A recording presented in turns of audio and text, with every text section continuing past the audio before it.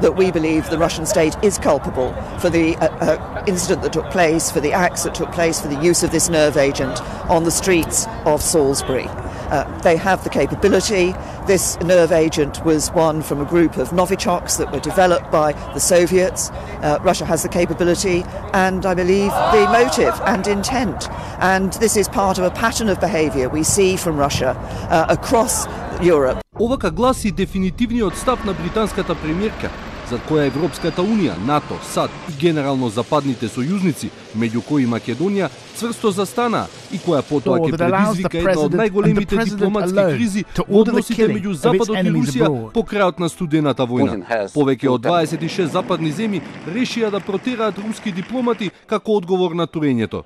Но нешто не штима во британските обвинувања за руската употреба на нервниот отров врз двојниот руски шпион Сергеј Скрипалј и неговата ќерка Јулија во британскиот град Салзбури. Денес во Македонија, која во дипломатска и политичка смисла стана дел од случајот Скрипалј, рускиот амбасадор Олег Шчербак уште еднаш силно ги отфрли британските обвинувања, наведувајќи дека за нив стојат политички мотиви. Тој додаде дека нервниот газ Новичок, за кој се тврди дека е руско хемиско оружје, се разработува и во Велика Британија и дека во овој случај возможно е евентуална вмешаност на безбедносните сили на Велика Британија.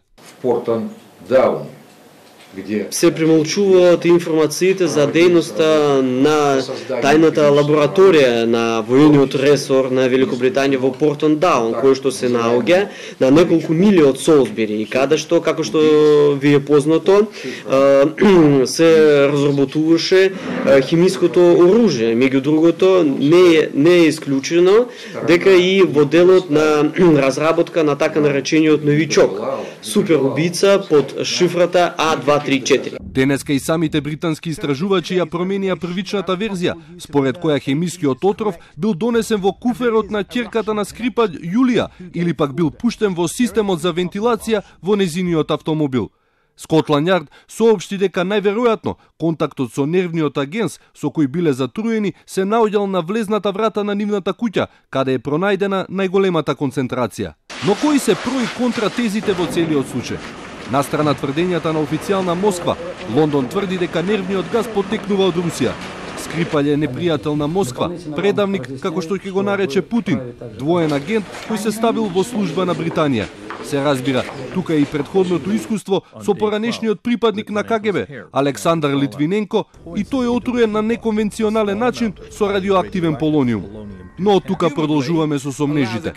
Главниот британски опозиционер, Джереми Корбин, ќе запраша од каде убеденоста дека се русите, а не можеби британскиот безбедносен апарат во соработка со мафијашките структури. Да се подсетиме, Британија нема најчист образ на ова поле, бидејќи токму тие го подготвија контроверзното досие околу постоењето на оружје за масовно уништување во Ирак, со цел да го оправдаат нападот врз Садам Хусеин. Хемиското оружје на Садам никогаш не беше пронајдено. Останува уште еден аспект, дека гасот Новичок, првично развиен во лабораториите во Русија, а тестиран во Узбекистан, дел од тогашниот Советски сојуз, бил прошверцуван во хаосот кој ќе настане за време на падот на Советската империја. Воените експерти сметаат дека целиот случај, наместо да се базира на докази и правни процедури, се сведе на политички игранки и дипломатски кризи. This is not being judged in a court of law.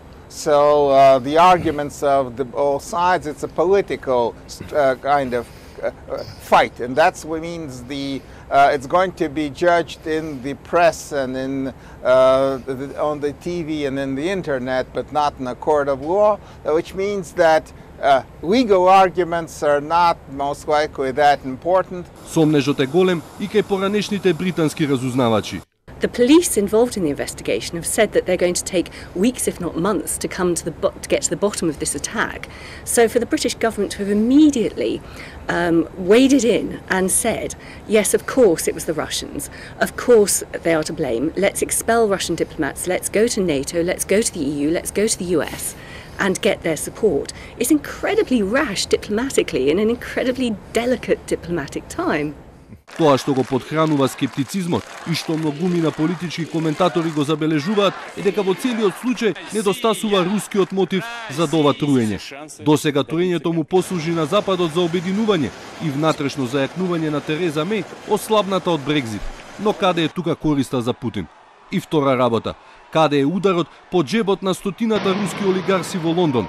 Каде се санкциите? Каде е ударот по економската криза на Русија, нешто што навистина би го здоболило Путин? Каде е масовниот бойкот на светското првенство за да се сруши имиџот на царот Путин? Бркањето на дипломати е најлесната мерка за сите, па и за една Русија, затоа што војните со шпиони може да траат бесконечно, без никој навистина да си наштети на економските интереси. But in Russia, they know